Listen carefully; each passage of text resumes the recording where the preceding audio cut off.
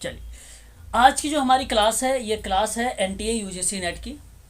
और जो जून 2022 में एग्ज़ाम होने वाला है सोशल वर्क का यूजीसी का, उसी के संबंध में आज हम लोग बात करेंगे यूनिट नंबर सेकंड पर। और यूनिट नंबर सेकंड के अंतर्गत हम बात करने वाले हैं समाज का अध्ययन करने के उपागम में।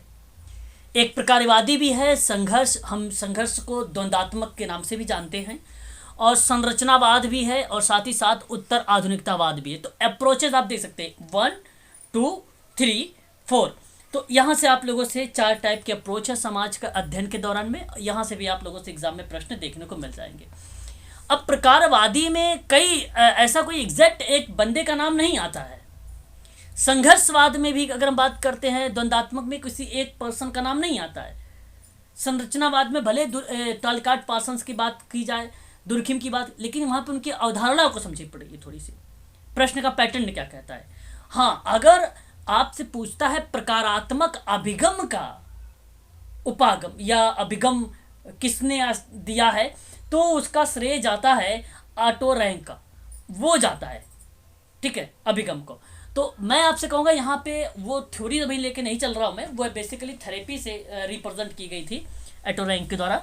और हम बात करने वाले हैं, देखिए, अगर प्रकारात्मक मनोविज्ञान के दृष्टिकोण से भी देखें तो कई टाइप बनता है। जैसे आपको बता दूं, मैं क्लियर कर देता हूं कि विलियम जेम्स के आपने सुना होगा नाम, विलियम जेम्स मनोविज्ञान में उन्होंने 1842 और 1910 का जब उनका दशक था, तो उस समय प्रकारवाद की उन्होंने स्थापना की थी। ये मैं मनोविज्ञान के दृष्टिकोण से बोल रहा हूँ, समाज के अध्ययन से दृष्टिकोण से नहीं बात कर रहा हूँ आप लोगों से। हार्वर्ड एक विश्वविद्यालय था, उसमें इन्होंने शिकागो विश्वविद्यालय में जॉन डीवी ने, ध्यान रखिएगा, अमेरिका के जो हार्वर्ड विश्वविद्यालय था उसमें विलियम जेम्स ने किया था, प्रकारवाद को देने के लेकर, प्रकारात्मकता शब्द को लेकर रिप्रेजेंट किया था।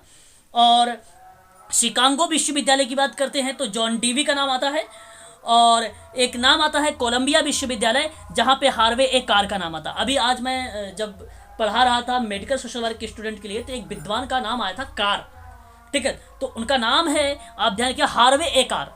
हार्वे ए कार के द्वारा जो है कोलंबिया विश्वविद्यालय में प्रकारात्मक चीज़ों को दिया गया था। तो मैं प्रकारात्मक चीज़ों पर आपको यहाँ पे क्लियर कर दिया हूँ कि मैं प्रकारात्मक शब्दों पर बात नहीं करने वाला हूँ, मैं प्रकारवादी पर चर्चा करने वाला हूँ आप लोगों से, ठीक है।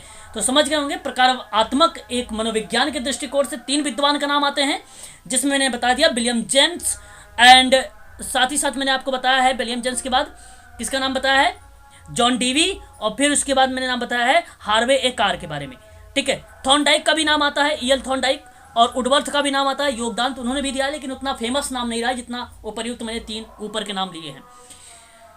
अब हम बात करने वाले हैं साथ ही साथ यहाँ पे कि क्या है प्रकारवाद।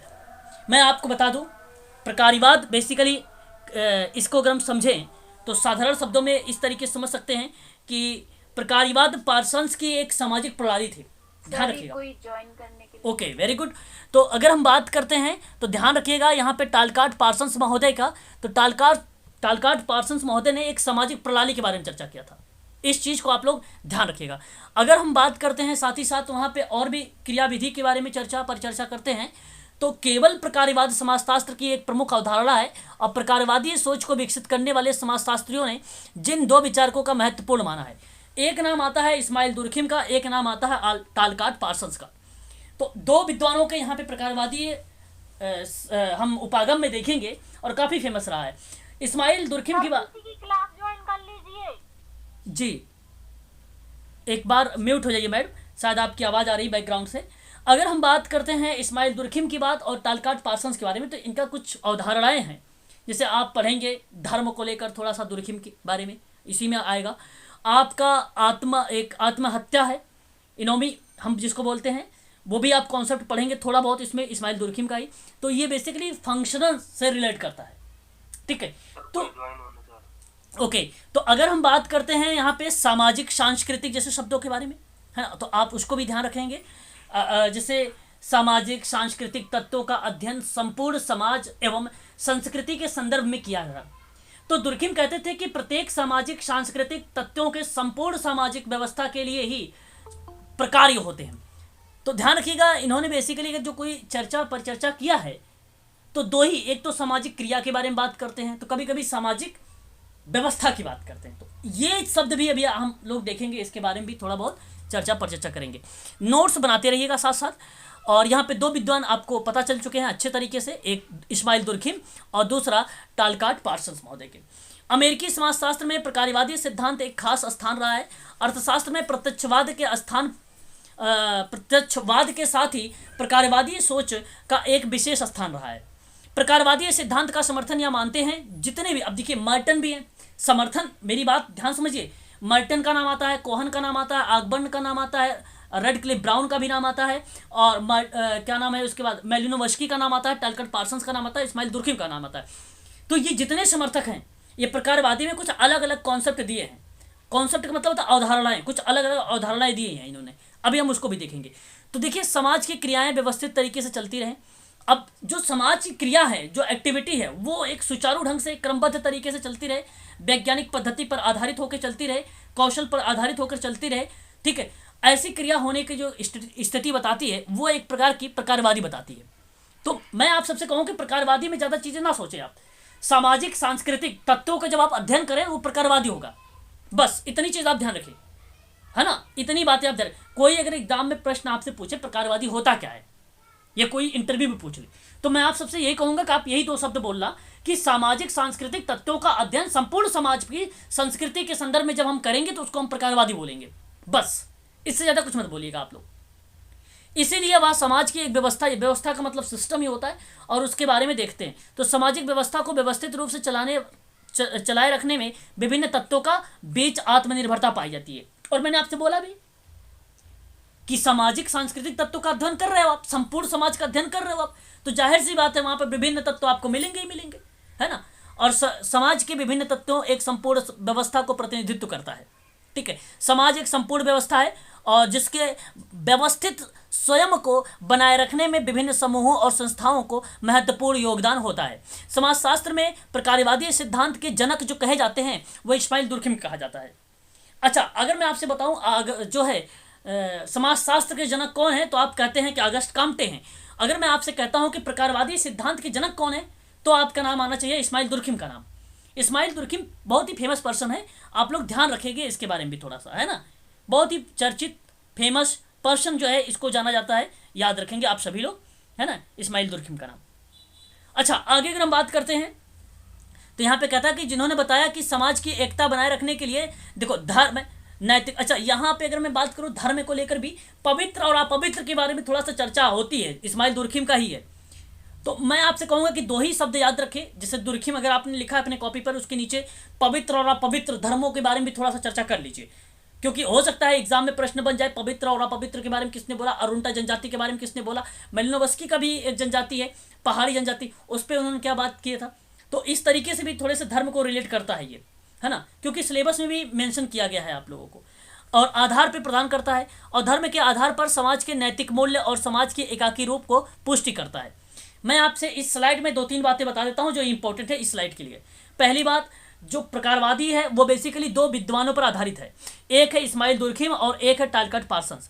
इसका मतलब ये नहीं हुआ कि जैसे मैंने मर्टन का नाम बोला, मेलिनोवस्की का नाम बोला, रॉबर्ट रेड ब्राउन क्लिफ के बारे में बात किया, रॉबर्ट आर के मर्टन के बारे में बात किया, मेरिल जे लेवी के बारे में बात किया, कोहन के बारे में बात किया, आगबर्न का, ये भी शामिल है, लेकिन मुख्य रूप से इस्माइल दुर्खिम और टालकट पार्सन्स, इन दोनों का नाम याद रखिएगा। दूसरी बात कि जो सामाजिक सांस्कृतिक तत्वों का अध्ययन जब संपूर्ण समाज एवं संस्कृति पर निर्भर करके आप उसके संदर्भ में कोई चीज़ों की जानकारी लेते हैं वैज्ञानिक तरीके से, कौशल के आधार पर, प्रणाली के आधार पर, तो वो बेसिकली प्रकारवाद कहलाता है। ये दूसरी बात याद रखिएगा। समर्थन के नाम आपको क्लियर हो गए होंगे। थोड़ा सा धर्म के बारे में देख लीजिए कॉपी पर अपने, कि धर्म जैसे पवित्र अपवित्र के बारे में अगर कोई बात करता है तो इस्माइल दुर्खिम ही करता है। ठीक उसी प्रकार से हम बात करते हैं जो है मेलिनोवस्की के बारे में, ये भी बात करते हैं। साथ ही साथ अगर हम बात करते हैं तो मेलिनोवस्की के साथ साथ इस्माइल दुर्खिम है, और आपका एक और नाम आता है इस्माइल दुर्खिम और मेलिनोवस्की, और भी विद्वान है, अभी हम चर्चा करेंगे। नाम से जो है स्किप हो रहा है मेरे माइंड से, ठीक है। तो इसके बारे में आप मर्टन, हाँ ये भी है, ये भी धर्म में ये भी आएंगे, ठीक है। ये भी आप लोगों के देखने को मिलेंगे अगर हम बात करते हैं, लेकिन सबसे ज़्यादा अगर जो रहा वो दुर्खिम काफ़ी ज़्यादा फेमस रहा था। दुर्खिम उन्होंने ऑस्ट्रेलिया की अरुणा जनजाति का अध्ययन किया था धर्म को लेकर, ठीक है, अरुणा जनजाति को। ठीक है, तो इस चीज को भी आप ध्यान रखिएगा। इसी में पवित्र और अपवित्र जैसे शब्दों को भी देखने को मिलता है। और स्पेंसर ने भी जब दुर्खिम का प्रकारवाद आया था तो उसमें स्पेंसर ने सावयववाद से प्रभावित हुआ था, तो इसलिए इसको भी थोड़ा सा ध्यान रखिएगा। अभी मैं उसके बारे में भी थोड़ा सा चर्चा कर दूंगा आप लोगों से, है ना। चलिए आगे बढ़ते हैं। देखिए प्रकारवाद का अर्थ क्या होता है, तो मैं आपसे कहूं आप लोग ध्यान रखिएगा। सामाजिक प्रणाली मानव की, ठीक है, मानव शरीर की जैविक प्रणाली के समान होती है और इन प्रणालियों में सामाजिक क्रियाओं एवं संस्थाएं वही काम करती हैं तथा सामाजिक प्रणालियों को जीवित रखने के उद्देश्य को लेकर उसी प्रकार चलती रहती है। जिस प्रकार मानव शरीर में प्रकारात्मक प्रक्रियाएं काम करती हैं, ठीक उसी प्रकार से सामाजिक प्रणाली और मानव शरीर दोनों में आत्म नियामक क्रियाविधि पाई जाती है या देखने को में मिल जाती है, और जिससे उनमें से स्थिरता बनी रहती है और बाहरी खतरों से उसका बचाव होता है। तो कहने का मतलब यही है, सिंपल सी बात है कि अगर मैं आपसे बात करूं सामाजिक प्रणाली के लिए, तो जैसे वैज्ञानिक विधि लगाओगे, आचार संहिता लगाओगे, रूल रेगुलेशंस लगाओगे, मानदंड लगाओगे, प्रतिमान लगाओगे, तो जाहिर सी बात है कोई भी कार्य अगर आप इस तरीके से करोगे तो वो कार्य सकारात्मक तरीके से आगे जाएगा। तो कहने का मतलब यही है प्रकारवाद को लेकर। फंक्शन से, फंक्शन का मतलब क्रिया से, तो क्रिया करना कैसे है, आपको सही तरीके से करना है, क्रियाविधि से करना है आपको, ठीक तरीके से करना है आपको, ठीक है। और इसी तरह से संतुलन क्षमता को देखो ध्यान रखिएगा, जो है होमोस्टेटिस कहते हैं। जब संतुलन क्षमता होगी, अब यूजीसी में ये प्रश्न बनाया जा सकता है। देखिए सबसे ज़्यादा टफ अगर कोई प्रश्न बनता है तो यूजीसी का बनता है ना। और यूजीसी का प्रश्न हमेशा जो है रिपीटेड होते हैं, ऐसी बात नहीं होते हैं, लेकिन कुछ प्रश्न ऐसे होते हैं कि अप्लाइड भी बनाए जाते हैं यूजीसी के। तो जो संतुलन की क्षमता की बात करेगा वो प्रकारवाद को बात करेगा, तो आप तुरंत समझ जाना कि होमोस्टेटिस कह रहा है इसको, ठीक है, वो आपका स्टेटमेंट सही हो जाएगा, फिर ध्यान रखिएगा। किंतु इनमें एक अंतर है कि मानव शरीर मनुष्य की सभी प्रजातियों के एक समान होता है, जबकि सामाजिक व्यवस्थाएं इतिहास की एक उपज है, ठीक है, इतिहास की एक उपज मानी जाती है।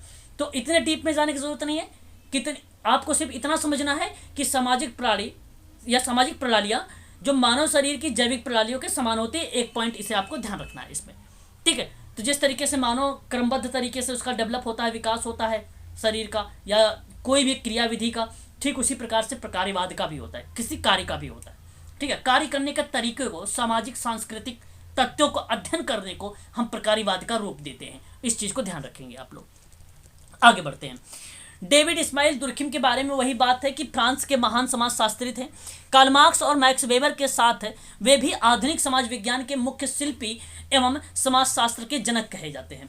मैं आपको अभी बताया है कि भाई समाजशास्त्र के बेसिकली अगर हम बात करते हैं तो जनक कौन कहे जाते हैं, वो कहे जाते हैं ऑगस्ट काम्टे। आप यहाँ पे थोड़ा सा सही तरीके से कर लीजिए कि जो कार्यात्मक या आप कह लीजिए कार्य जो है प्रकारवादी, सॉरी कार्यात्मकता नहीं, प्रकार्यवादी आप इसको रिलेट कर लीजिए। प्रकारवादी है समाजशास्त्र का अगर जनक कहा जाता है तो आप लगाइएगा नाम इस्माइल दुर्खिम का, और या तो आप समाजशास्त्र के जनक कहे जाएंगे, अगर ऑगस्ट काम्टे ऑप्शन में नहीं रहेंगे तो इस्माइल दुर्खिम को लगाइएगा। अगर इस्माइल दुर्खिम और ऑगस्ट काम्टे दोनों लोग हैं तो प्राथमिकता आप ऑगस्ट काम्टे को दीजिएगा, ठीक है। इस चीज़ को भी आप लोग ध्यान में रखिएगा। आगे बढ़ते हैं। तो इस्माइल दुर्खिम की 4 किताबें थी और ये काफ़ी ज़्यादा फेमस किताबें रही हैं जो एग्ज़ाम में पूछी भी गई हैं इस बार। तो मैं आपसे कहूँ इस्माइल दुर्खिम की 4 किताबें में से पहली किताब है the division of labour in society करके, और ये किताब आई थी 1893 में, और इस बार ट्रेंड चल गया है 2021 का जो पेपर आप लोगों ने देखा, तो इस बार तो बड़ा भय लगता है कि कहीं वर्ष ना रह जाए, है ना। तो इसलिए वर्ष को छोड़िएगा मत, इसको साथ साथ नोट भी करते चलिएगा और याद भी करते चलिएगा। एक किताब था रूल्स ऑफ सोशियोलॉजिकल मेथड, ठीक है। यहाँ पे समाजशास्त्र के जो विधियाँ थी, जो नियम थे, उसके बारे में इस्माइल दुर्खिम ने एक किताब लिखा था। उस किताब आई थी, पब्लिश की गई थी 1895 में, ठीक है, याद रखिएगा। और उसके बाद अगर हम सुसाइड की बात करते हैं तो सुसाइड 1897 में किताब आई थी। अब आपको मैं ट्रिक बता देता हूँ, ध्यान से पहले सुन लीजिए एक बार। यहाँ अगर हम बात करते हैं the division of labour in society और rules of sociology method and suicide, तो आप ध्यान रखिएगा ये तीनों 1800 को रिलेट करिएगा, ठीक है। 1800 को रिलेट करिएगा। 93 2 95, 95 2 97, इस तरीके से आप इनको वर्ष को भी रिलेट करके याद कर सकते हैं। बात आई फिर एक लंबा चौड़ा, देखिए इतना लंबा चौड़ा नाम लिखा मिलेगा आपको पेपर में, तो आप समझ जाइएगा the elementary forms of religions life की बात कर रहे हैं, और रिलीजन्स मतलब धर्म होता है, धर्म की बात, तो आप तुरंत रिलेट करिएगा ये धर्म वगैरह के बारे में जो चर्चा पर चर्चा हुई है, धार्मिक भेदभाव वगैरह जो हो रहे थे उसको मिटाने को लेकर बात होती है। तो आपको पता है कि यूजीसी के सिलेबस में 19वीं और 20वीं शताब्दी में दी गई, तो आपको याद हो जाना चाहिए कि ये 1912 का ही है। तो धर्म को रिलेट करिएगा या रिलीजन्स को रिलेट करके लगा दीजिएगा, 1912 की ही बात होगी, ना कि 18। तो 19वीं सदी और 20वीं शताब्दी आपको पढ़नी है समाज सुधार में, और समाज सुधार में बेसिकली तभी होता है जब धार्मिक सुधार होता है ना, आर्थिक सुधार, धार्मिक सुधार एक्सेट्रा बहुत सारे हैं, लेकिन मैं ट्रिक बता रहा हूँ याद करने के लिए, ठीक है। तो याद रख लीजिएगा, यहाँ पे चारों नाम याद हो गए होंगे आपको, और आपके साथ ही साथ वर्ष भी याद हो गए होंगे। तो ये इंपॉर्टेंट स्लाइड थी, इसको ध्यान रखिएगा। आगे बढ़ते हैं, ठीक है।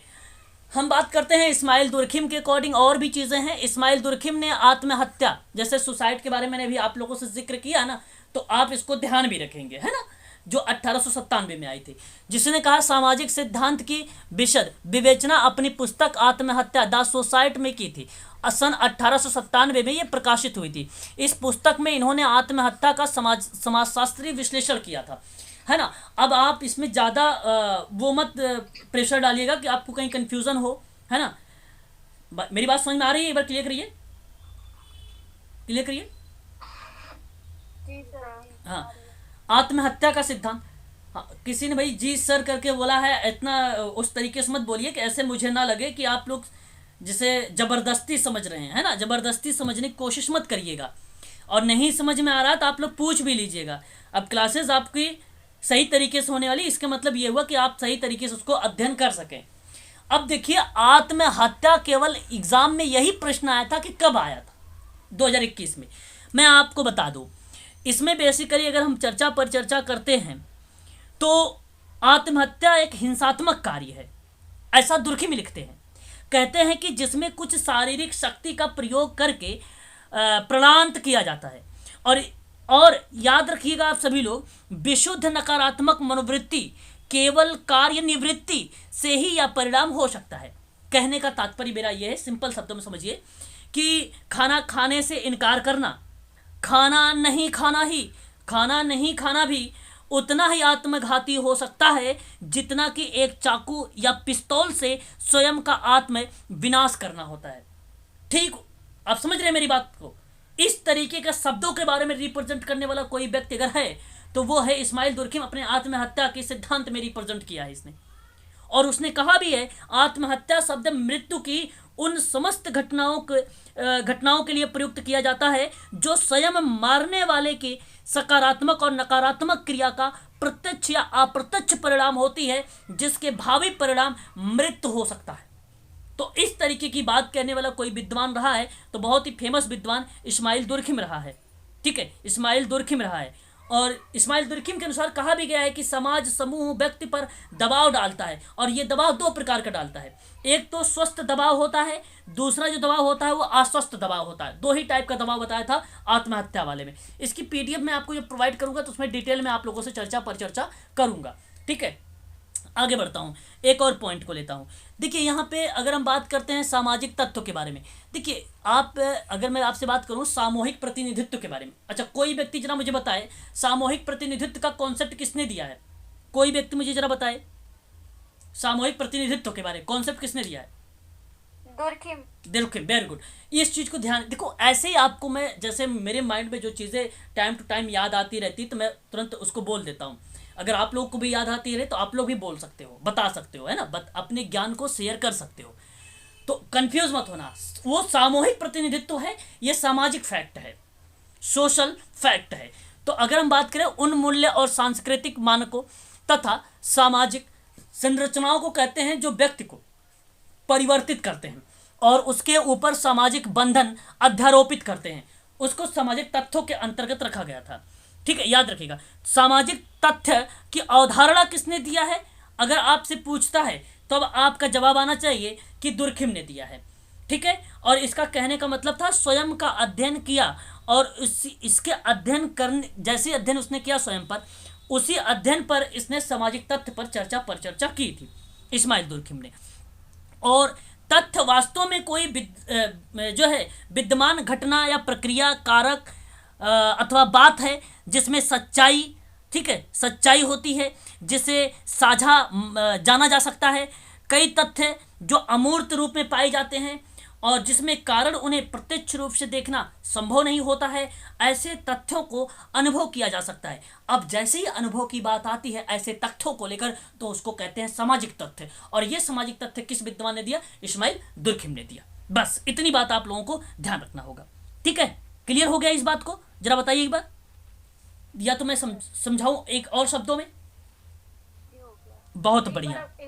देखिए, एक सिंपल शब्द में, एक ऐसी वस्तु या घटना से लगाया जाता है जो पर्याप्त निश्चित होते हैं। तथ्य की सत्यता पे बात होगी, निश्चितता पे बात होगी। जब इस तरीके की बात होती है और उसमें संदेह नहीं होगा तो वो सामाजिक तथ्य होगा। और सामाजिक तथ्य, सामाजिक बंधन को अध्यारोपित करना, ये भी एक प्रकार का उसमें पार्ट माना जाता है। मानसिक दशा, ठीक है, ये भी एक प्रकार से सामाजिक तथ्य का पार्ट माना जाता है। वास्तविकता को रिलेट करता है सामाजिक तथ्य। अब जब तथ्य ही नहीं होंगे तो आप कैसे कार्य करोगे, है कि नहीं? मान लीजिए किसी स्थान पर कुछ वस्तुएं एक निश्चित ढंग से व्यवस्थित हैं। किसी स्थान पे मान लीजिए कोई एक स्थान है, कोई प्लेस है, कुछ वस्तु एक निश्चित ढंग से रखी गई है, वो एक तथ्य है ना, वही तथ्य, वही उसी को इस्माइल दुर्खिम ने कह दिया कि ये सामाजिक तथ्य है। बस इसी को इस्माइल दुर्खिम ने कह दिया सामाजिक तथ्य है। अच्छा, गुड्डे एंड हार्ट ने क्या कहा? गुड्डे ने हार्ट कहा कि तथ्य एक अनुभाविक सत्यापन है।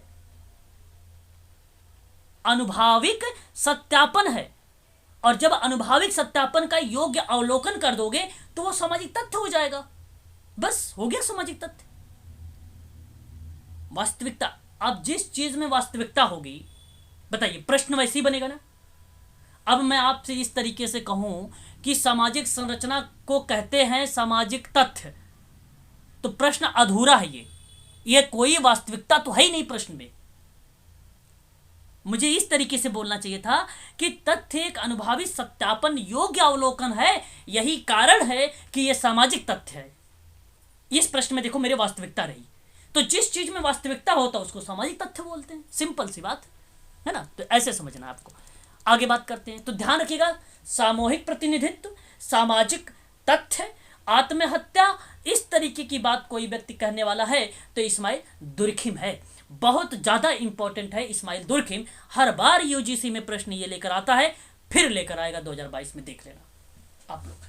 प्रकारवादी सिद्धांत के जनक किसे कहा गया? आप लोग को अच्छे तरीके से मालूम है, मुझे बताने की जरूरत नहीं है। आप कह दोगे इस्माइल दुर्खिम को माना जाता है, जिन्होंने यह बताया था कि समाज में एकता बनाए रखने के लिए धर्म नैतिकता आधार प्रदान करता है। प्रकारवादी कैसे बनता है भाई? सामाजिक कहोगे, सांस्कृतिक तत्व कहोगे। जब आप इनका अध्ययन संपूर्ण समाज एवं संस्कृति के संदर्भ में करोगे तो प्रत्येक सामाजिक सांस्कृतिक तत्वों के संपूर्ण सामाजिक व्यवस्था के लिए कुछ प्रकार होंगे, तब वही प्रकारात्मक आवश्यकता के आधार पर एक दूसरे से जुड़ जाएंगे, तो अपने जीवन के लिए संपूर्ण व्यवस्था पर आश्रित हो जाएगा। तो ऐसी कंडीशन पर धर्म नैतिकता आधार बताने लगती है, तो हम इसको कहते हैं प्रकारवादी। यही प्रकारवादी का सिद्धांत है, और ये इस्माइल दुर्खिम को कहा जाता है। याद रखिएगा, धर्म के आधार पर समाज के नैतिक मूल्य समाज के एकाकी स्वरूप को पुष्टि करता है। इस चीज को भी आप लोग ध्यान रखिएगा, ठीक है। इतनी सारे फैक्ट हैं आप लोगों को मिल रहे हैं। आज तो मैं आप लोगों से कहूंगा कि आप लोग नोट्स जरूर बनाइएगा आज के, और आज के पेज से जरूर एग्जाम में प्रश्न बनाए जाएंगे। आगे बढ़िए। अच्छा, मैंने आप लोगों से कुछ विद्वानों के बारे में बात किया था जी। ये एकाकी स्वरूप को पुष्टि करता है, मतलब एकाकी स्वरूप का मतलब ये हुआ कि आपका जो सकारात्मक चीज है, जो आपने सामाजिक तथ्य और सांस्कृतिक तत्व अध्ययन संपूर्ण समाज की संस्कृति के संदर्भ में कर रहे हैं, वो एकाकी स्वरूप है। वो एकाकी, अब ऐसे तो नहीं ना सामाजिक में आपने मनोवैज्ञानिक जोड़ दिया, संयुक्त और इन्वॉल्व नहीं करोगे मिश्रण, आप एकाकी स्वरूप बनाओगे, आप क्लासिफिकेशन एकाकी रूप में करोगे समाज का, नैतिक मूल्य का, एक्सेट्रा कुछ भी होगा। और यही तो है व्यवस्था, यही तो है सामाजिक, यही तो है प्रकारिवाद। मिक्स करके कोई काम नहीं होता है, खिचड़ी बन जाती है। और इस तरीके की बात कहने वाला कोई व्यक्ति अगर है, इस्माइल दुर्खिम, खिचड़ी नहीं बनाता वो, है ना, याद रखिएगा। तो एकाकी का मतलब एक ही रूप, ठीक है ना। अभी देखो मैंने आप लोगों से मनोविज्ञान में थोड़ा सा गया था कि नहीं गया था, प्रकार्यवाद को लेकर। तो प्रकार्यवाद मनोविज्ञान में अगर हम बात करते हैं तो हार्वर्ड विश्वविद्यालय की बात किया था तो ना मैंने, विलियम जेम्स का नाम लिया था, जॉन डेवी का नाम लिया था आप लोगों के सामने ही, है ना, याद है कि नहीं याद है? जो है हार्वे हार्वे हार्वे के कार के बारे में बात हमने किया था थोड़ा सा, तो वो भी आप ध्यान रखना थोड़ा सा। ये मनोविज्ञान की पॉइंट ऑफ व्यू से, लेकिन मैंने ये एग्जाम में नहीं पूछा जाएगा, बाई द वे अगर आ जाता है तो आप उसमें कंफ्यूज मत हो जाना कि भाई ये तो सर ने नहीं बताया, जो यहाँ पे नाम आ रहा था मैंने वो भी क्लियर कर दिया, है ना। चलिए आगे बढ़ते हैं। अब देखिए प्रकार्यवाद के कुछ विद्वानों ने परिभाषित भी किया है। अगर हम बात करते हैं रेडक्लिफ ब्राउन के बारे में, इनका कहना यह है कि प्रकार्य एक आंशिक क्रिया के द्वारा उसे संपूर्ण क्रिया को दिया जाने वाला योगदान है जिसका कि वह एक भाग है, तो इसको हम कहेंगे प्रकार्यवाद।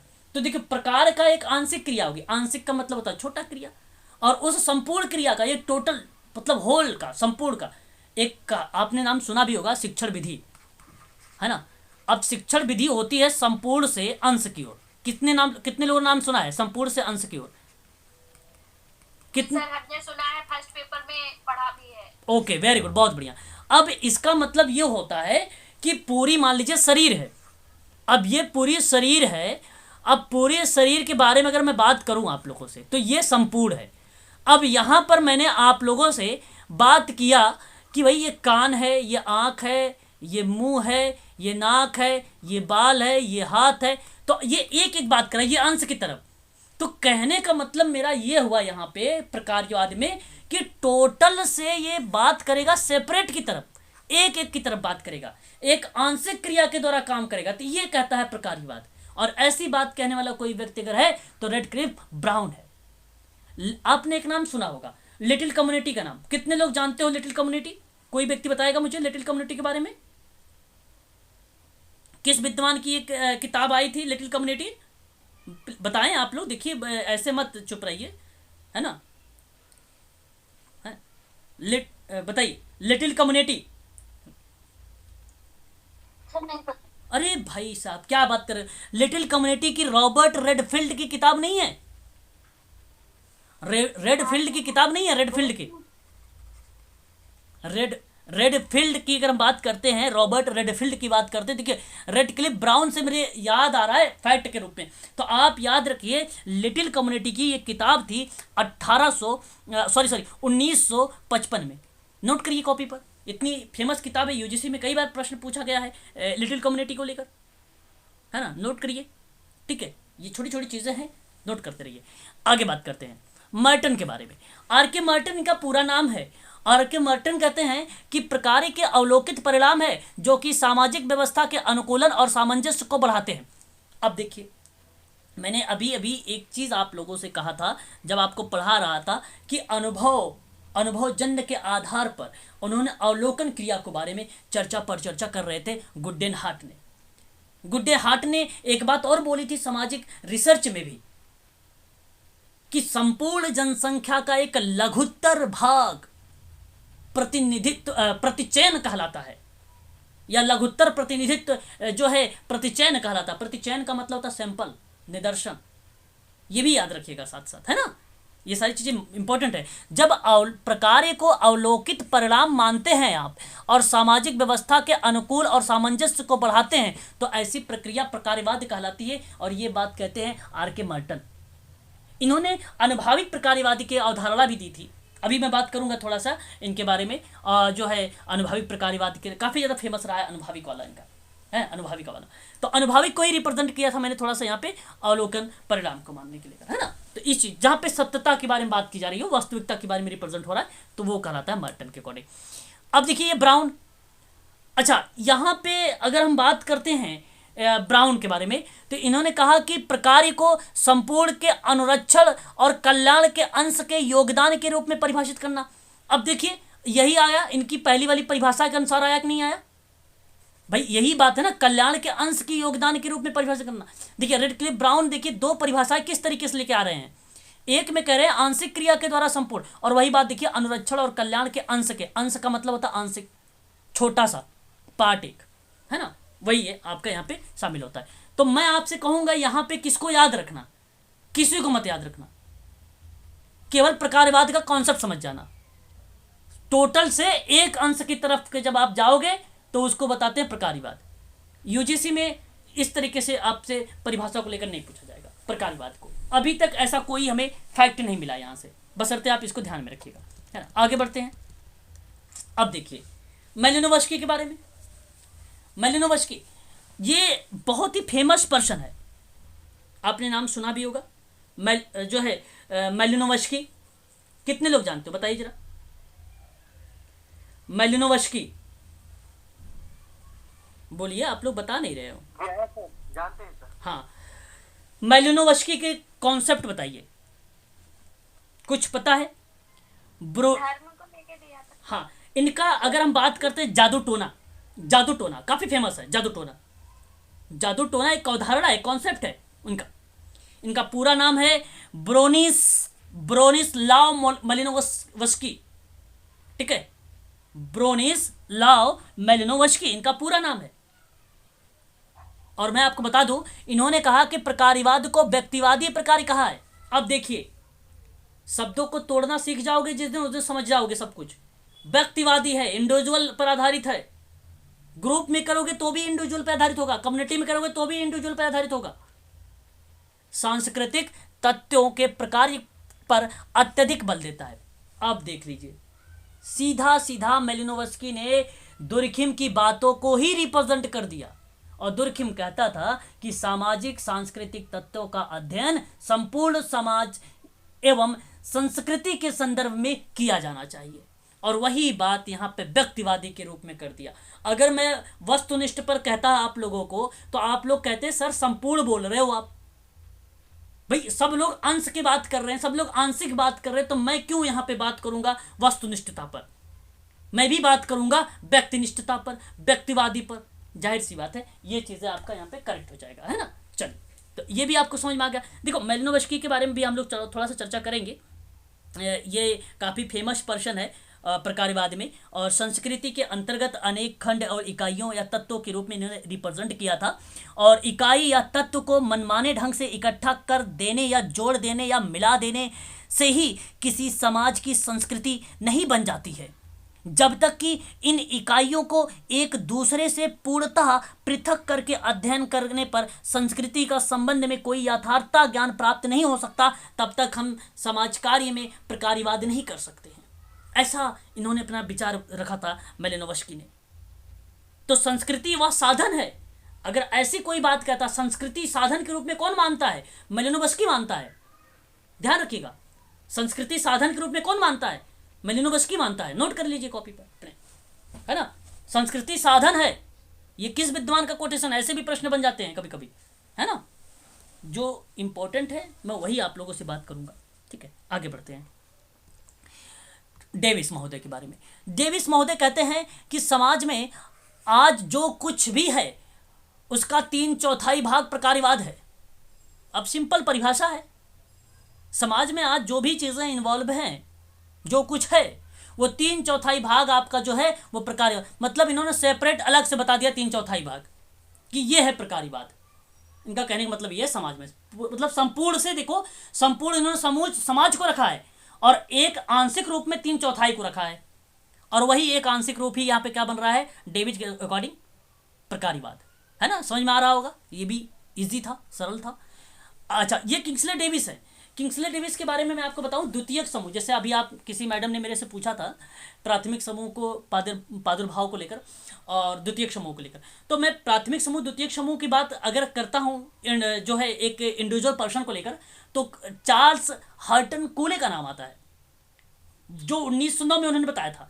लेकिन अगर मैं बात करता हूं केवल सेपरेट द्वितीयक समूह के बारे में, तो आप भूलना मत, किंग्सले डेविस का नाम जरूर लगाना, याद रखिएगा आप सभी लोग, किंग्सले डेविस का नाम।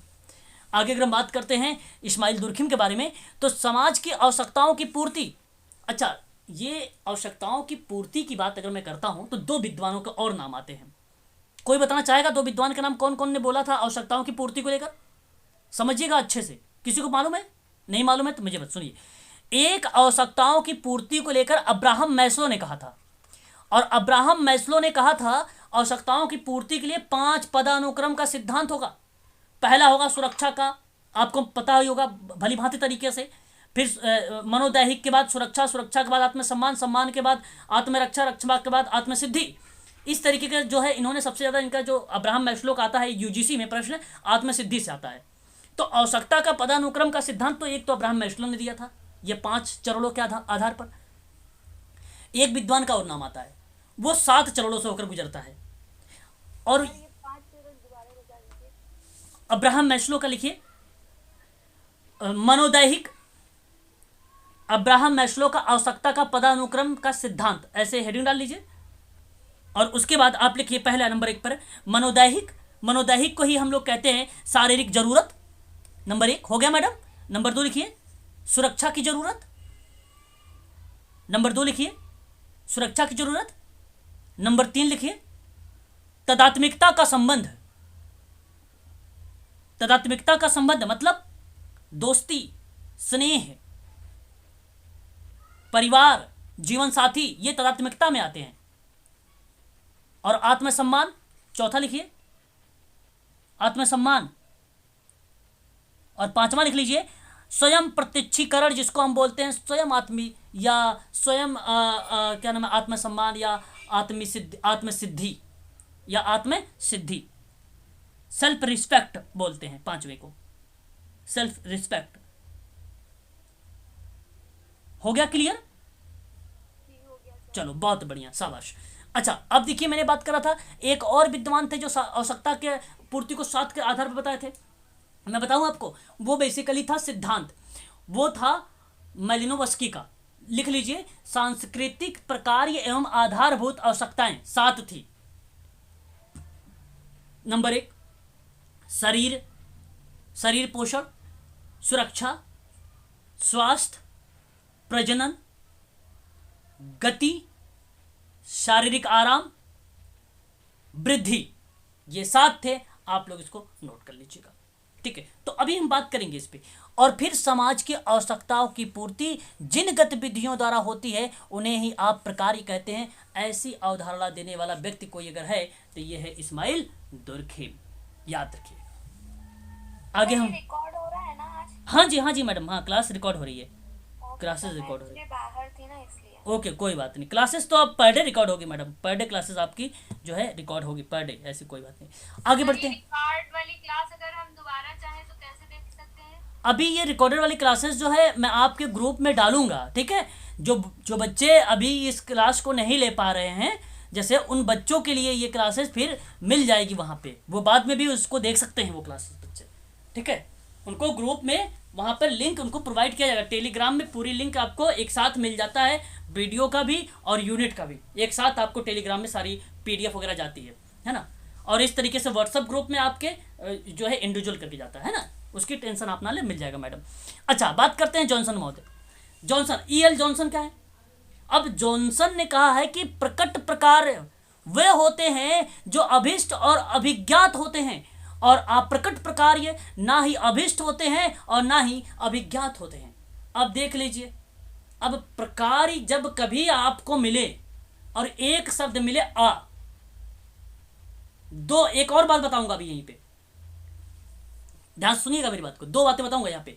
एक बात तो जॉनसन महोदय में जब कभी देखो अभिष्ट और अभिज्ञात हो रहा है, फिर मिला, फिर अप्रकट और अभिष्ट हो रहा है और ना ही अभिज्ञात हो रहा है, ऐसा कोई कॉन्सेप्ट मिले तो आंख बंद करके जॉनसन को लगा कर आइएगा, लेकिन इतना इंपॉर्टेंट नहीं है एग्जाम के लिए जॉनसन, बता देता हूं। और एक बात और, अभी आपने सिद्धांत पढ़े हैं समुदाय में, कम्युनिटी में, मुर्रे जी रॉस के बारे में, और मुर्रे जी रॉस ने जो 11 सिद्धांतों के बारे में जिक्र किया है उन्होंने इस कम्युनिटी ऑर्गेनाइजेशन में, केवल शब्द आएगा।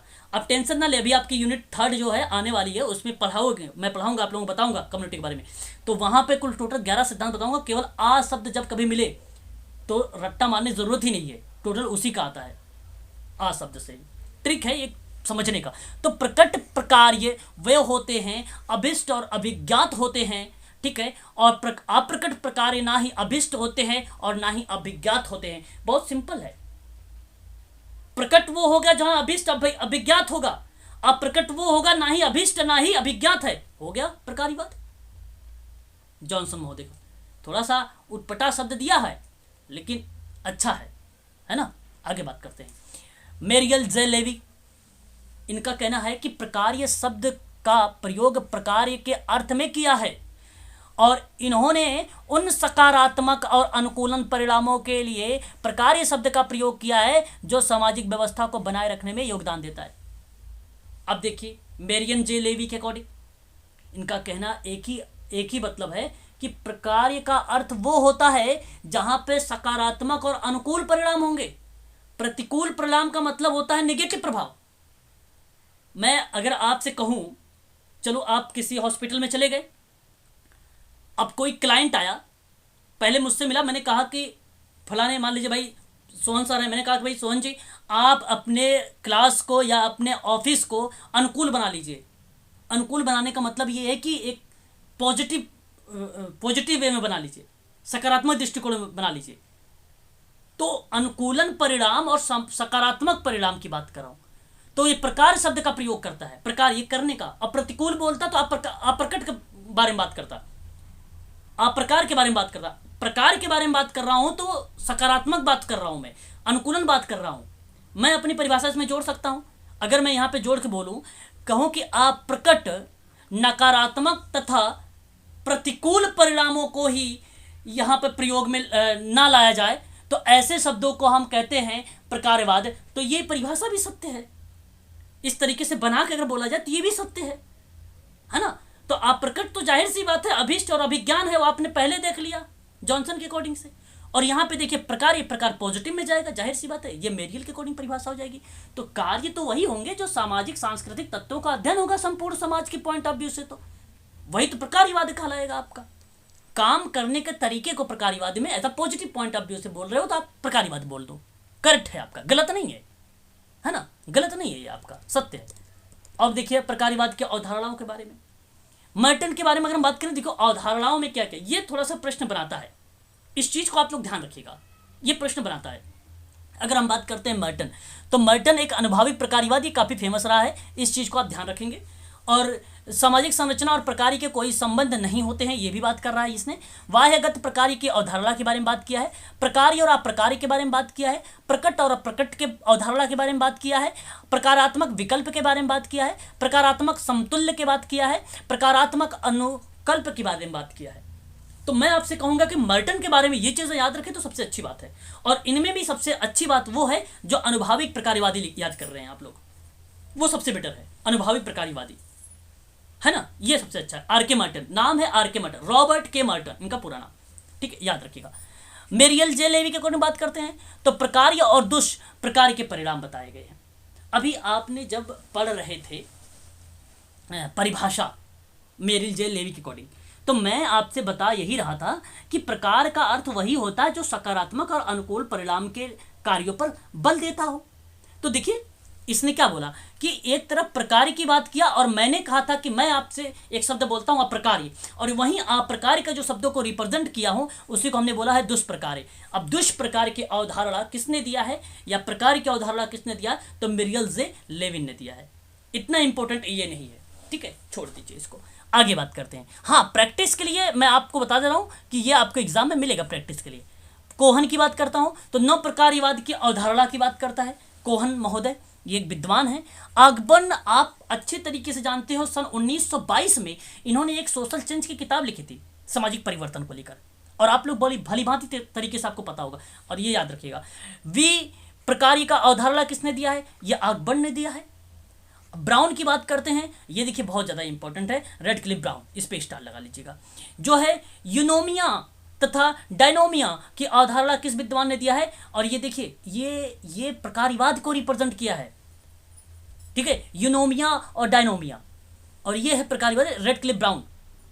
और एक आपका है रेडफील्ड ब्राउन, रेडफील्ड ब्राउन की बात, रॉबर्ट रेडफील्ड ब्राउन की बात करता हूं, उसका नाम याद रखिएगा, लिटिल कम्युनिटी 1955 किताब का नाम याद रखिएगा। मेलिनोवस्की आवश्यकता का सिद्धांत, देखो अभी मैंने आप लोगों को बताया 7, याद होगा, शरीर पोषण, सुरक्षा, स्वास्थ्य, प्रजनन, गति, शारीरिक आराम, वृद्धि, वही है आवश्यकता का सिद्धांत, याद रखिएगा। और फिर अगर मैं बात करता हूं मेलिनोवस्की का ही सार्वभौमिक प्रकार्य, ठीक है। टालकाट पार्सन्स महोदय, ये भाई साहब इतने फेमस पर्सन है ये टालकाट पार्सन्स, हर बार कहीं ना कहीं कुछ ना कुछ चीज़ों लेकर जरूर आते हैं। व्यापारिक सौदे के बारे में कभी आ जाते हैं, कभी मूल्य मैतक्य के रूप में आ जाते हैं, तो कभी या कभी समाज को एक व्यवस्था के रूप में लेके आ जाते हैं। और अभी देखिए प्रकारवाद में किस तरीके से आए हैं, प्रकारात्मक आदेशक के रूप में आए हैं। तो याद रखिएगा, ये काफ़ी फेमस पर्सन है टालकाट पार्सन्स, याद रखिएगा इसका नाम। ठीक है ना, क्लियर हो रहा है आप लोगों को? जरा बताते रहिए भी आप लोग, साथ साथ कुछ तो बोलते रहिएगा। Yes sir. चलिए बहुत अच्छी बात है। अगर डायनोमिया और डायनोमिया क्या है सर? ये सर मैं आपको बता दूं, ये बेसिकली प्रकारीवाद के पॉजिटिव और नेगेटिव शब्दों को रिप्रेजेंट किया गया है। जो यूनोमिया की बात किया गया है, सकारात्मक शब्दों के बारे में लेकर बात किया है इसने, कि समाज का जैसे हर विद्वान प्रकट आप प्रकट की बात करेगा, कोई प्रकारी कोई दुष्प्रकार की बात करेगा, कोई यूनोमिया कोई डायनोमिया। यहाँ पे सर जहाँ आपको पॉजिटिव शब्द लगेंगे वहाँ आप सोचिएगा अनुकूल को लेकर, जहाँ आपको निगेटिव शब्द लगेंगे वहाँ आप सोचिएगा प्रतिकूल शब्द को लेकर। प्रतिकूल का मतलब था दुष्प्रभाव, परिणाम गलत पड़ना उस पर, है ना। तो कार्य दो तरीके के होते हैं। एक, अगर आप काम करेंगे, देखिए अगर आप पेपर दे रहे हैं तो या तो पास होंगे या तो फेल होंगे। पास होंगे तो हमारे पॉइंट ऑफ व्यू से, अपने पॉइंट ऑफ व्यू से, अपने रिलेशन के पॉइंट ऑफ व्यू से पॉजिटिव काम किया है आपने, है ना। और फेल हो जाएंगे तो कुछ उसका दुष्परिणाम भी पड़ता है ना, गलत पड़ता है। आप पे भी टेंशन होगा, तनाव होगा, फैमिली भी कहेगी हमने पैसे लगाए, इतने कोचिंग ले रहे थे, क्लासेस ले रहे थे, नहीं कर पाए, तो उनको भी दुख होगा। तो ये कुछ ना कुछ गलत प्रभाव भी समाज के ऊपर पड़ने लगता है, और यह आप अपने परिवार के ऊपर पड़ रहा है या आपके ऊपर पड़ रहा है, तो आप इस तरीके से सोच सकते हैं, है ना। तो डायनोमिया निगेटिव शब्दों को लेकर रिप्रेजेंट करिएगा सर, ठीक है। क्लियर हुआ सर? बताइए। वेरी गुड, आगे बढ़ते हैं। प्रकारीवाद की विशेषताओं को देख लेते हैं हम लोग। प्रकारी का संबंध सामाजिक संरचना का निर्माण करने वाली इकाई से होता है। अब मैंने आपको बताया ना, हर एक चीज की विशेषता होती है, तो ठीक उसी प्रकार से अगर प्रकारीवाद की विशेषता देखते हैं ना, तो सामाजिक संरचना का निर्माण करने की वाली एक इकाई होती है। और सभी प्रकार ये प्रकारी नहीं होते, ये बात सत्य है, ये तो आपको अच्छे तरीके से मालूम हो चुका। अभी प्रकार पढ़ते चले आ रहे हैं आप लोग। केवल उन्हीं कार्यों को प्रकारी कहा जाता है जो समाज के अनपेक्षित होते हैं, है ना, जो समाज के द्वारा अनपेक्षित का जो है सॉरी अपेक्षित का मतलब क्या होगा बताइए जरा एक बार। अपेक्षित, जिसकी आशा की जाती है। ओके, जिनकी आशा की जाए। वेरी गुड, इनका कहने का मतलब बहुत बढ़िया रहा। तो मेरा कहने का तात्पर्य यही हुआ, एक प्रकार से प्रत्याशित जिसके इच्छित, है ना, जिसके तो अपेक्षित होते हैं, इच्छित होते हैं, समाज द्वारा इच्छित होते हैं। तो देखो पॉजिटिव, कोई अपोजिट ना सोच ले इसके बारे में। मैं यही इसीलिए यहाँ पे पूछ लिया, क्योंकि अपेक्षित का मतलब कोई बच्चा सोच सकता है कि भाई जैसे हम पढ़ते हैं ना, आवश्यक अनावश्यक विलोम बनाते, तो कहीं गलत अर्थ मत लगा लेना आप लोग, है ना। आगे बात करें। प्रत्येक प्रकार का कोई ना कोई उद्देश्य अवश्य होता है, जाहिर सी बात है, हमारा उद्देश्य है, आपका उद्देश्य है, तो प्रकार का भी उद्देश्य होगा, जाहिर सी बात है। और प्रकार का प्रमुख उद्देश्य सामाजिक और मानवीय आवश्यकताओं की पूर्ति के लिए होता है, और ये बात सार्वभौमिक सत्य है, इसमें कोई दो राय नहीं है। आवश्यकताओं की पूर्ति के लिए होता है, और मानवीय आवश्यकताओं की पूर्ति के लिए जो 5 चरण बताए गए थे अब्राहम मैस्लो के द्वारा बताए गए हैं, इसको भी याद रखिएगा, इंपॉर्टेंट चीज थी। आगे बात करते हैं। प्रकार का प्रयोग सदा लाभदायक और वांछनीय नहीं होता है, और जाहिर सी बात है हमेशा प्रकार का कोई, देखिए ये एक अभी आप देखेंगे थोड़ा सा आगे दर्शन वगैरह थोड़ा सा पढ़ेंगे ना, तो बड़ा बोरिंग लगेगा। कारण ये है कि ये टॉपिक ऐसा है कि अगर आप अच्छे से नहीं पॉइंट टू पॉइंट याद करके नहीं पढ़ेंगे और पॉइंट टू पॉइंट लिख के नहीं पढ़ेंगे तो कंफ्यूज हो जाएंगे, समझ में नहीं आता। कोई चीज़ हमेशा सदा आपको पॉजिटिव नहीं देगी, कुछ ना कुछ नेगेटिव प्रभाव भी पड़ेगा उस पर, है ना। वही कहने का मेरा मतलब यही है कि सदैव आपको लाभ ही नहीं मिलेगा, कभी कभी दुष्प्रभाव भी पड़ सकता है, नकारात्मक प्रभाव भी पड़ सकता है, इस चीज़ का भी ध्यान रखिएगा। प्रकार ही केवल क्रिया ही नहीं है, प्रकार केवल क्रिया नहीं है, इस बात से आप सहमत होंगे। क्यों सहमत होंगे? क्योंकि दुर्खिम ने इस बात को कहा है कि सामाजिक और सांस्कृतिक तथ्यों का अध्ययन संपूर्ण समाज और संस्कृति के संदर्भ में किया जाता है। यही कारण है कि प्रकार ये केवल क्रिया ही नहीं है बल्कि समस्त क्रियाओं का योग है। और जाहिर सी बात है प्रकार रिप्रेजेंट कर दिया समाज को, और प्रकार के अंतर्गत अगर कोई बात मैं करता हूं आंशिक या अंश की, तब आप कहते हैं यार एक पार्ट की बात कर रहा हूं। अब यही कॉन्सेप्ट आ रहा है संपूर्ण से अंश की ओर, यही कॉन्सेप्ट है। प्रकार की परिभाषा मनुष्य के शरीर के आधार पर भी की जा सकती है, बिल्कुल की जा सकती है। देखिए यहाँ पे डेफिनेटली मैंने नहीं बोला कि आप करो या होती है या होगी, सोशल वर्कर हमेशा की जा सकती है, हो सकती है, ऐसे ही आपको बोलना है। अब कोई व्यक्ति अगर आएगा डिप्रेशन में तो आप उसके माँ बाप से कह देना, ऐसा मत कभी कहना कि मैं इसको पूर्ण रूप से ठीक कर दूंगा, ऐसे मत बोलना। मैं इसका थेरेपी दूंगा, ठीक है, इसको कोशिश करूंगा ठीक करने की, ठीक है, ऐसे हमें बोलना है। और उम्मीद करूंगा कि ये समाज की मुख्य धारा से जुड़ सकता है, ऐसे शब्दों को आपको रिप्रेजेंट करके बोलना है, ठीक है। तो समाज कार्य में ये बेसिकली ऐसे शब्द यूज होते हैं, याद रखिएगा आप सभी लोग। और प्रकार ये एक जटिल अवधारणा है क्योंकि यह देखी नहीं जा सकती है, ये बात ठीक है, ये सत्य है। और गतिशील, गतिशील देखो यहाँ पे दो चीज बताऊंगा। सोशल डायनेमिक, कोई बताना चाहेगा? सामाजिक गतिशीलता की अवधारणा किसने दिया है? ऑगस्ट कॉक ने सर। सामाजिक गतिशीलता की अवधारणा किसने दिया है?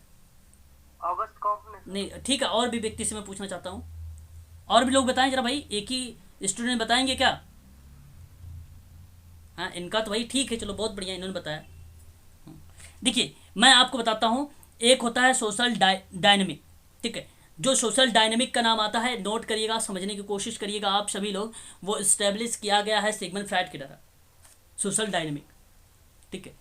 सोशल डायनेमिक याद करिएगा आप सभी लोग, ध्यान रखिएगा उस पर, बहुत ही फेमस चीज़ है। और यहाँ पे जो गतिशीलता, जो गतिशीलता की अवधारणा है, गतिशीलता का मतलब जानते हैं क्या होता है? यहाँ पर आप ध्यान रखिएगा, स्थान या स्थिति में परिवर्तनशीलता की बात की जा रही है। जब भौगोलिक या भौतिक दृष्टि से स्थान परिवर्तित होता है तो इसे भौगोलिक गतिशीलता कहते हैं हम लोग। किंतु जब किसी व्यक्ति या समूह सामाजिक स्थान या परिस्थिति में परिवर्तन घटित होता है तो उसे हम कहते हैं सामाजिक गतिशीलता। तो मेरा कहने का मतलब है भौगोलिक और भौतिक दृष्टिकोण, और भौगोलिक और भौतिक दृष्टिकोण ही गतिशीलता की अवधारणा बताती है। तो ये प्रकार्यवाद बताएगा आपका, क्योंकि आप संपूर्ण से अंश की ओर जा रहे हो तो कहीं ना कहीं गतिशील तो होगा ही होगा, इसमें कोई दो राय नहीं। तो ये इसकी विशेषता है। समाज में प्रकार्य की संख्या निश्चित नहीं होती, बात तो सत्य है। जब होल है, संपूर्ण जनसंख्या है, और एक छोटा सा अंश है उसका, एक सैंपल के रूप में आ रहा है, तो हमें कैसे पता चलेगा भाई कि एक निश्चित संख्या है? इसमें संख्या इसमें काउंटी होती ही नहीं। आप यहाँ पे अवधारणा अगर लगाएं तो रिसर्च में एक स्नोबॉल होता है, स्नोबॉल सैंपलिंग, कितने लोग जानते हो? स्नोबॉल निदर्शन, जी सर। हाँ।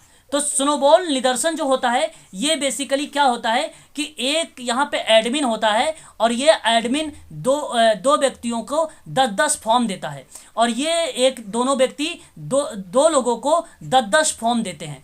और यहाँ पर देखिए जनसंख्या बढ़ती जा रही है। ये जो एडमिन है, यहाँ पर आप हैं, सोशल वर्कर आप हैं, आपके लिए पता ही नहीं चल रहा है क्योंकि ये डायनेमिक है, ये गतिशील हो रहा है। हो सकता है ये भी 10 लोगों को दे दे, 10-10 लोगों को, ये भी, क्योंकि आप डेटा लेना चाहते हैं, तो ये गतिशील है।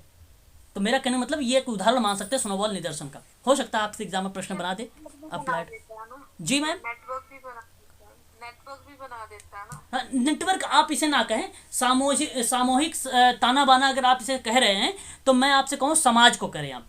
ये नेटवर्क ना कह के आप इसको बोलें कि स्नोबॉल का एक डेटा कलेक्ट करने का तरीका ले रहा है स्नोबॉल। ये स्नोबॉल मेथड है, एक निदर्शन है, एक सैंपल है, ये तरीका। ये सामाजिक ताना बाना अगर आप करें तो मैं देखो इस तरीके से होता है, जैसे आप बोल रहे थे ना नेटवर्क। ये एक व्यक्ति है, एक व्यक्ति, ये मैं इसको जानता हूँ, ये मेरे को जानता है, फिर ये इनको जानता है, इस तरीके से और व्यक्ति। ये देखो सामाजिक ताना बाना बन रहा है। यहाँ पर एक जो है सभी प्राणी एक जो है एक दूसरे से क्या है, रूबरू है ना। और यही कहावत, यही स्टेटमेंट जो है मैं कई बार पेज ने दिया था कि क्या बोला था, परिभाषा किसी को मालूम है? सामाजिक का जाल है सर। हाँ, सामाजिक संबंधों का जाल है। हाँ, ये इस बात को आप ध्यान रखिए, सामाजिक संबंधों का जाल है, ये स्टेटमेंट इसने दिया था, है ना। ठीक है, चलिए आगे देते हैं। हाँ, अगर हम बात करते हैं, कभी कभी प्रकार अस्पष्ट एवं प्रकट होते हैं, किंतु कभी कभी अप्रकट भी होते हैं। ये बात ठीक है, कभी कभी प्रकट होते हैं, कभी कभी अप्रकट होते हैं, ये भाई सत्य है। प्रकार का संबंध इकाई का मतलब यूनिट। अब इसमें देखिए कितने लोग हैं, बहुत लोग हो सकते हैं।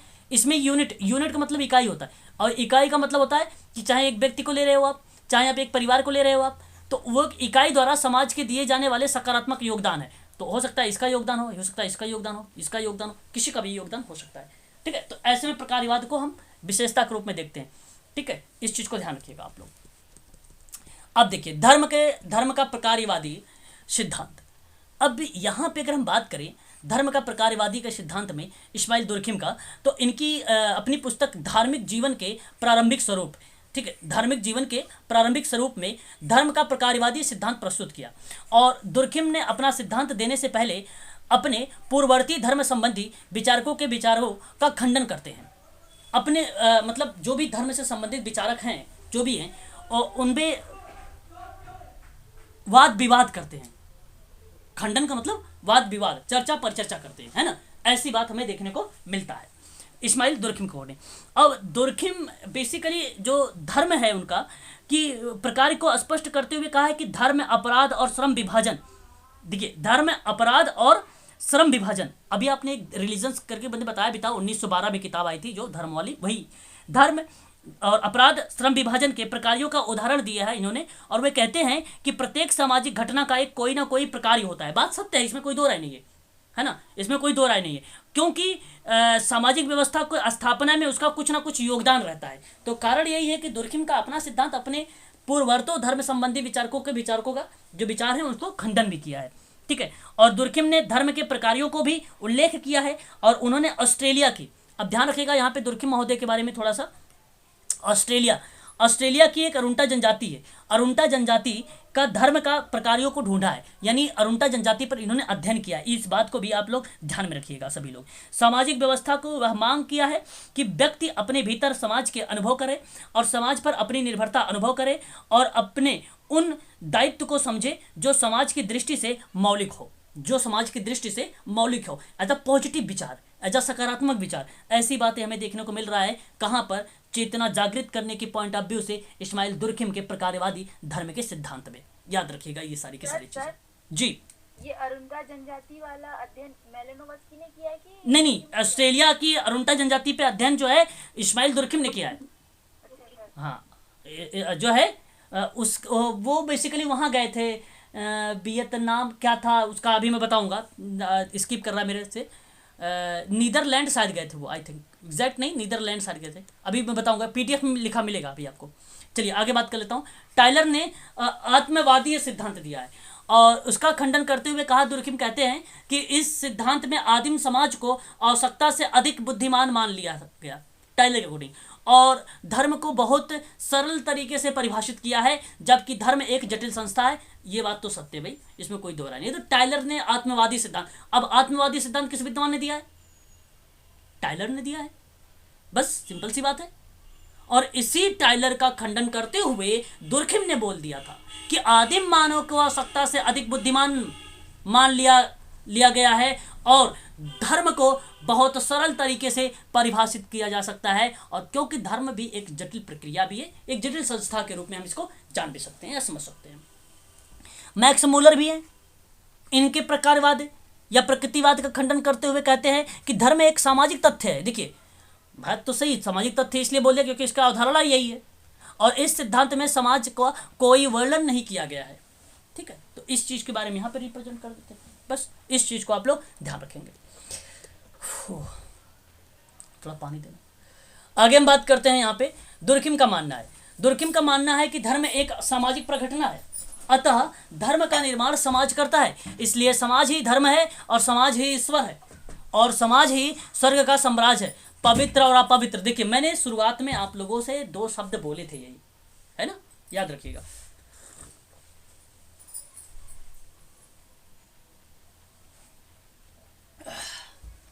ठीक है, ध्यान रखिएगा। पवित्र और अपवित्र की अवधारणा समाज सापेक्ष होती है। पवित्र वस्तुओं को ही धर्म की संज्ञा दी गई है, ध्यान रखिएगा।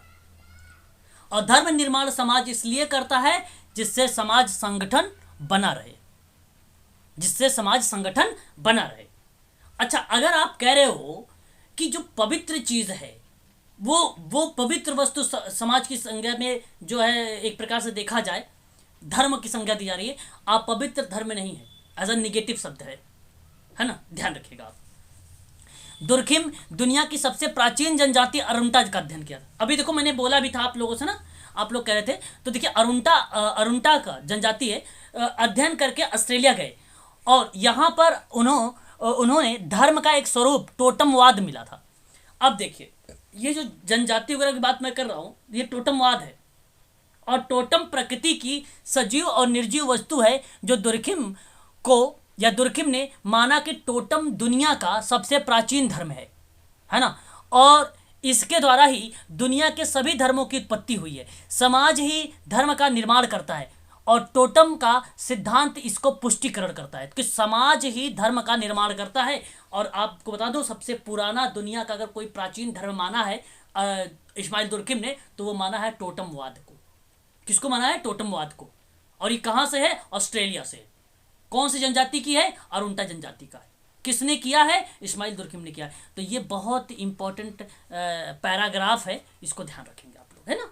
चलिए संक्षेप में अगर हम बात करें तो यहाँ पे देखिए समाप्त हो रहा है शायद। दुर्खिम की व्याख्या निरीक्षण योग्य एक सामाजिक तथ्य के रूप में की गई है, ना कि मानसिक और आध्यात्मिक तथ्य के रूप में, जैसा कि समानता उसके विषय में माना जाता है। ठीक है, तो ये चीज़ें हो जाएंगी। और मैं कल आप लोगों से ना इसी के आगे बढ़ जाऊँगा, दुर्खिम के आगे। ठीक है ना। आज के लिए इतना ही रखिए आप सभी लोग, है ना। आप लोग भी बोर हो गए होंगे अब, है ना।